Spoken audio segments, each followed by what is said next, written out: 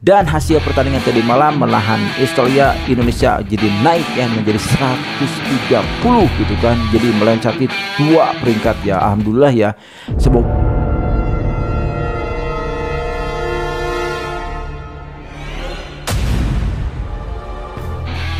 Halo, assalamualaikum warahmatullahi wabarakatuh. Ketemu lagi dengan saya Andri di channel 3F Ngobras, ngobrol santai. Oke. Kali ini kita akan membahas tentang sepak bola dan ini merupakan kebanggaan, ditunggu-tunggu dan sangat bukan nama big moment ya buat warga Indonesia gitu kan. Oke, tapi pertama-tama sebelum saya bahas tentang pertandingan atau pembahasan kali ini, jangan lupa dulu tetap like, comment, and subscribe biar channel saya cepat mendapatkan followers. Amin ya robbal alamin. Oke. Kali ini kita akan membahas hasil pertandingan tadi malam. Oke, Indonesia melawan Australia ya. Berdasarkan kelas juga emang jauh gitu kan, dimana Australia berada di posisi atau di kelas pipa itu 20-an kalau tidak salah, 24 atau 25 saya lupa ya. Tapi Indonesia berada di 132 ya. Dan hasil pertandingan tadi malam menahan Australia, Indonesia jadi naik ya menjadi 130 gitu kan. Jadi meloncati 2 peringkat ya. Alhamdulillah ya.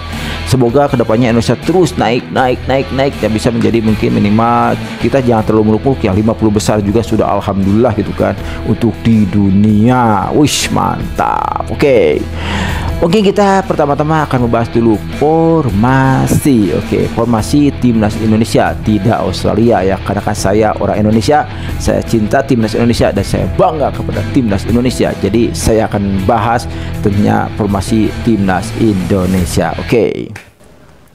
Sebenarnya secara permainan, secara formasi awal itu agak berbeda ya, dimana mungkin secara formasi yang dibentuk itu seperti 5-4-1 ya pertamanya, tapi pas permainan bisa 3-4-2-1 ya. Oke, kita bahas siapa saja sih pemain-pemain yang bermain tadi malam, dan mungkin kita akan juga bahas per pemainnya akan saya bahas gitu kan. Jadi mulai back, dari tengah sampai di depan gitu kan. Oke, kita akan bahas satu-satu. Oke, mungkin di belakang kita ketahui ada Martin Paes gitu kan. Nah, inilah seorang kiper luar biasa, dia tidak gagal, tidak sia-sia menjadi pemain Indonesia. Martin Paes malam tadi banyak menggagalkan serangan-serangan dari Australia dan membuat stres pemain Australia ya. Dan bukan hanya di waktu Australia ya, tapi melawan Arab Saudi juga luar biasa, dia bisa menahan tendangan penalti. Martin Paes keren, HD gitu kan. Dan tadi malam terulang kembali Martin Paes permainannya keren, bagus, headed, bukan nama keren pisan bukan hanya. Jadi memang pantas dia dinaturalisasi oleh Indonesia. Jadi saya rasa untuk tadi malam Martin Paes bisa menjadi salah satu man of the match juga gitu kan. Di balik mungkin saya rasa ada satu lagi orang yang bisa menjadi man of the match. Nanti kita akan bahas terakhir ya. Jadi kita akan bahas per orangnya dulu berdasarkan formasi sekarang. Oke. Lalu kita maju ke depan, ada Hubner, Ijes, dan Rido. Oke. Dan dari 3 pemain ini saya rasa yang terbaik adalah Rido ya gitu kan, luar biasa. Dia bermain pokoknya total banget ya. Dia sliding, dia benturan gitu kan. Dia menang serangan, dia memberikan umpan juga ke depan kadang-kadang gitu kan. Tapi dia lebih banyak melakukan pertahanan terbaik, the best bukan aja. Dia melakukan beberapa sliding bersih ya, dia tidak sampai menjadi penalti ya, dan itu sebenarnya sih beresiko ya untuk seorang pertahanan melakukan sliding di kotak pertahanannya gitu kan, bisa berhasilkan penalti buat musuh ya. Tapi malam luar biasa, Rido slidingnya bersih banget ya, keren banget. Saya sangat salut dengan Rido yang tadi malam. Saya rasa dia juga menjadi salah satu man of the match tadi malam ya. Oke. Lalu kita ke samping ada Ijes sang kapten ya, dimana dia luar biasa bisa memposisikan sebagai kapten. Dia bisa memberikan arahan dan dia juga ada saat-saat dia kayak marah gitu kan, saat Marcelino Ferdinand salah memberikan umpan atau dia terlalu lama, saya lupa lagi, tapi kalau tidak salah dia Marcelino terlalu lama memegang bola ya, sehingga musuh bisa merebut bola tersebut ya. Dan Ijes marah banget tuh kan, dia sampai menggerakkan tangannya kan dengan ekspresi marah gitu kan. Tapi itulah yang harus dilakukan oleh seorang kapten ya. Jadi dia harus memanage timnya, dia harus memberikan arahan, dia harus memarahi kalau perlu gitu kan kepada pemain-pemain yang susah diatur gitu kan. Karena kan setiap pemain pasti ada yang egois, yang ingin menang sendiri, jarang mengumpan, selalu ingin melihatkan skill. Itu kan banyak karakter pemain-pemain seperti itu. Oke. Lalu kita ke lebih sayap kiri ada Hubner ya. Ini Hubner emang malam tadi sih tidak terlalu kelihatan luar biasa ya, karena emang banyak serangan itu datangnya mungkin emang ke Verdong, jadi Verdong sudah bisa menghentikan serangan-serangan musuh ya. Jadi kalau Verdong lolos barulah masuk ke Hubner ya, tapi Hubner emang malam tadi kurang terlalu itu karena dia jadi posisi di tengah gitu kan bersama Ijes dan Rido gitu kan. Nah, sedangkan di sayap kiri itu yang lebih capeknya itu adalah Verdong. Nah, ini kita maju ke depannya gitu kan. Di sayap kirinya ada Verdong dan sayap kanannya ada Sandy Walsh ya. Nah, ini adalah Verdong yang luar biasa tadi malam gitu kan. Dia bekerja keras banget, dia berlari, dia mengumpan, dia sliding, dia menjegal, dia menghantam. Wah, pokoknya mah Verdong mantap ya. Meskipun dia badannya mungkin kita tahu dia kecil banget ya, tapi dia luar biasa permainannya, dan dia yang sangat luar biasa. Dia terus dengan orang yang lebih tinggi dari dirinya gitu kan. Dan emang itu menjadi mungkin kata orang Australia nih, udah serangnya ke arah sini saja karena si Verdong mah kecil gitu kan. Emang betul sih secara fisik dia bisa kalah, secara fisik dia kalah gitu kan. Tapi perjuangannya luar biasa Verdong ya. Dia tetap ngotot ya, ingin memenangkan bola gitu kan. Dan itulah menjadikan Indonesia bisa bertahan 0-0 tadi malam gitu kan, luar biasa ya. Dan emang yang banyak paling serangan dari Australia itu mengarah ke arah si Verdong berada gitu kan. Tapi Verdong mainnya luar biasa, dan karena ke arah Rido emang Rido luar biasa juga mainnya, jadi susah banget untuk masuk ke pertahanan timnas Indonesia ya. Lalu kita maju ke depan lagi ya, di sana ada Nathan Chaon, nah, dan ada lagi satu lagi Ivan Jenner. Nah, ini kayaknya yang kurang itu kayaknya Ivan Jenner gitu kan. Dia kurang maksimal dalam pertandingan tadi malam ya, karena mungkin terlalu banyak diserang ya, mungkin dia jadi terlalu banyak bertahan dan tidak memberikan justru tidak memberikan suplai, tidak semacam memberikan umpan-umpan yang manis gitu kan. Dan Nathan juga saya rasa malam itu agak gagalnya tuh mungkin kurang maksimal, bukan gagal ya, tapi kurang maksimal itu di babak-babak menjelang akhir ya, mungkin karena capek ya. Nathan banyak melakukan kesalahan-kesalahannya itu dan berdampak mungkin jadi serangan balik buat Australia, ada itu membahayakan. Aduh, aku udah hati-hatinya itu adalah berbahaya. Makanya harus cepat mengoper gitu kan, jangan terlalu lama mengocek bola, itu bisa berbahaya dan bisa menjadi serangan balik ya, berbahaya bagi timnas Indonesia. Oke. Lalu di depan ada Ragnar, juga Marcelino Ferdinand, dan di depan ada Level Struik ya, atau Struik gitu kan. Nah, yang saya sangat kagum itu sebenarnya pada si Ragnar ya, luar biasa. Si Ragnar ini pemain yang tanpa lelah ya, dia terus berlari gitu kan, dan duel gitu kan. Dan untuk Barcelona justru saya lihat dia kok keterkesan kurang terlalu ofensif ya, kurang terlalu memberikan semacam tekanan kepada musuh ya.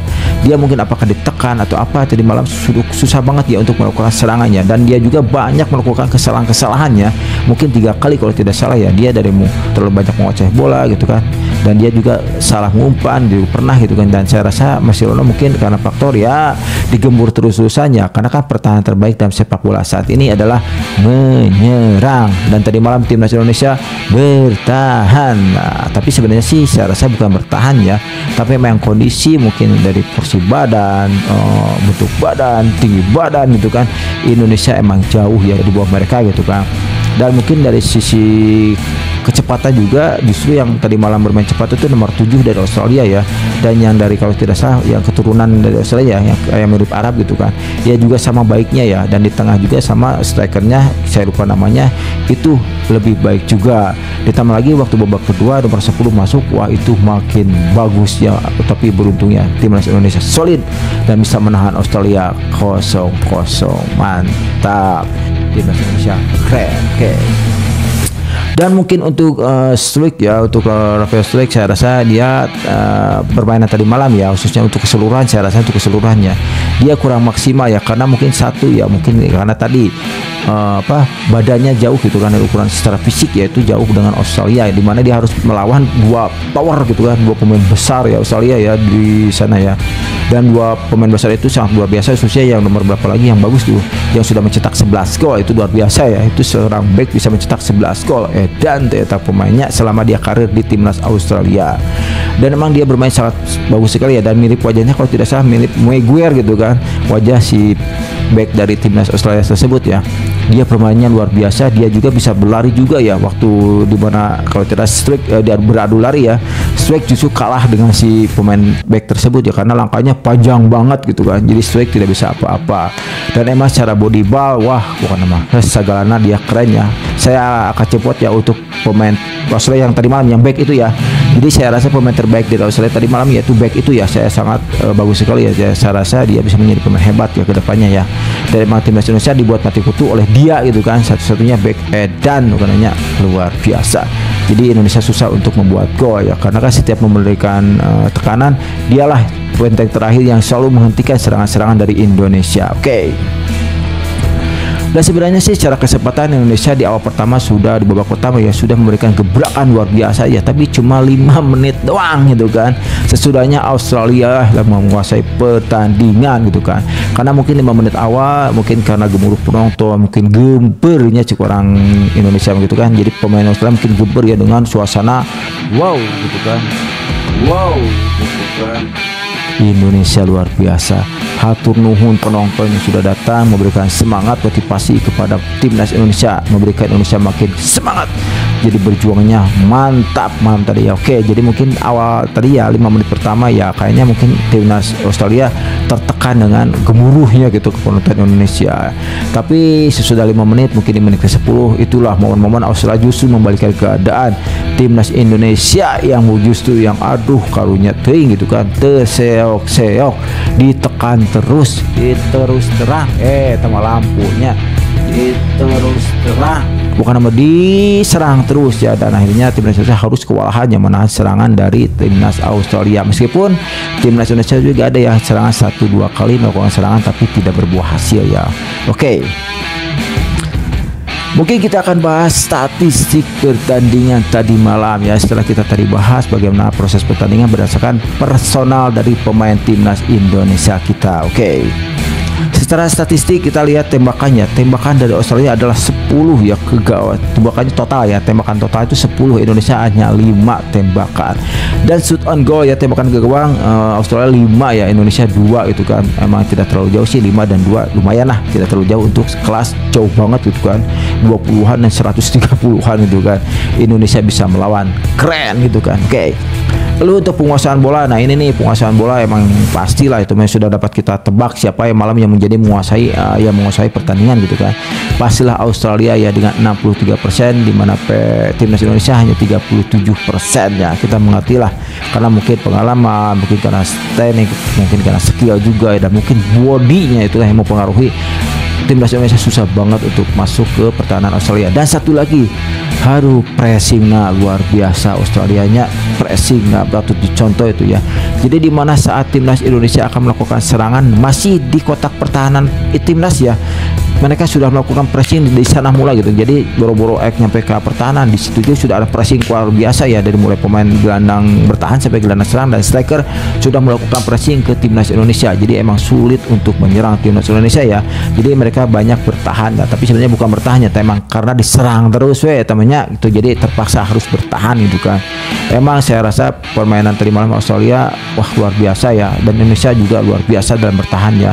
Dan saya rasa kedepannya timnas Indonesia kalau bermain seperti itu saya rasa keren. Cuma satu ya, jangan egois gitu kan, dimana ada momennya harus ngoper ya oper gitu kan, jangan terlalu memaksakan untuk mengocek bola ya, karena akan berdampak nanti kalau terebut oleh musuh dan serangan balik dan bikin gol, salah maneh namanya, makanya ulah sok kumasep bukan namanya, terus berjuang warnanya timnasnya keren bukan. Oke.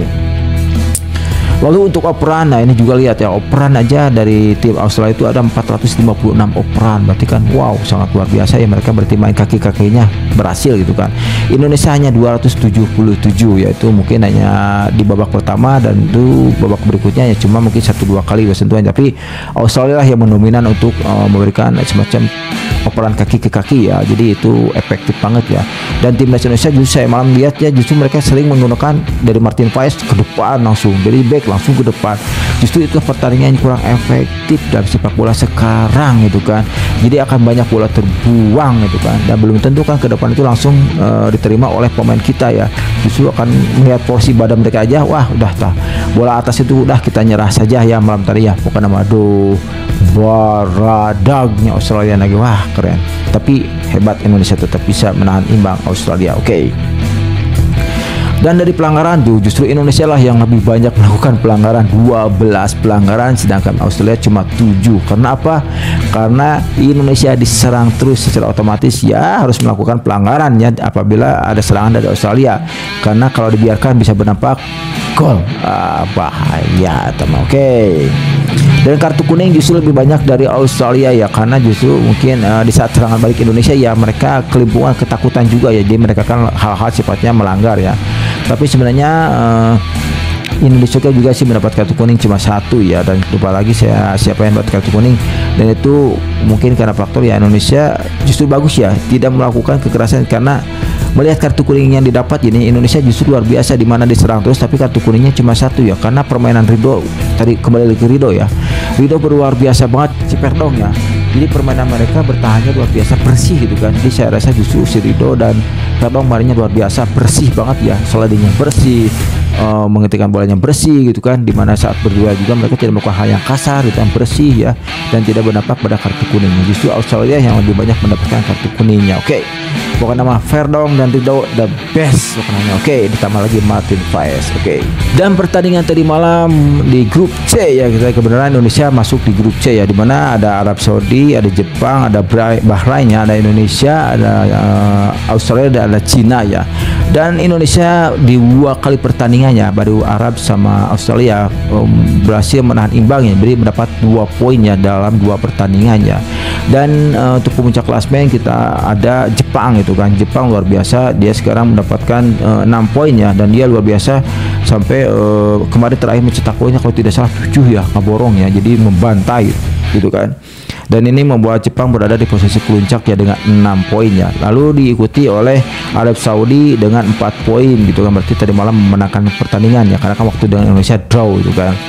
Lalu ada Bahrain di posisi ketiga dengan 3 poin ya. Lalu ada Indonesia di posisi keempat, alhamdulillah ya, dengan 2 poin ya. Dan Australia ada dengan 1 poin ya, karena kan kemarin kalah ya sama Bahrain gitu kan. Dan untuk guru kunci ada Cina ya, Cina belum mendapatkan poin ya, karena dua-duanya kalah gitu kan. Nah itulah, jadi alhamdulillah Indonesia sudah ada di posisi keempat. Semoga kedepannya nanti melawan Cina, melawan Bahrain, melawan Jepang, Indonesia bisa konsisten dalam permainan hebatnya. Oke, kita doakan bersama Indonesia bisa lolos Piala Dunia dan bisa kita tonton nanti ya Piala Dunia bersama-sama, dan itu merupakan kebanggaan kita, kebanggaan kami, kebanggaan semua warga Indonesia, bukan nama. Oke, nges bahasa kitunya pembahasan tentang timnas Indonesia melawan Australia. Nanti kita akan bahas lagi pertandingan yang lainnya. Pokoknya nama channel 3F Ngobras akan membahas musik, sepak bola, dan misteri. 3 aja sekarang banyak, capek loba-loba tinggalnya. Oke, yuk dadah, bye bye. Saya Andre 3F. Assalamualaikum warahmatullahi wabarakatuh. Jangan lupa like, comment, and subscribe channel 3F Ngobras. Yuk dadah, bye bye. Ciao.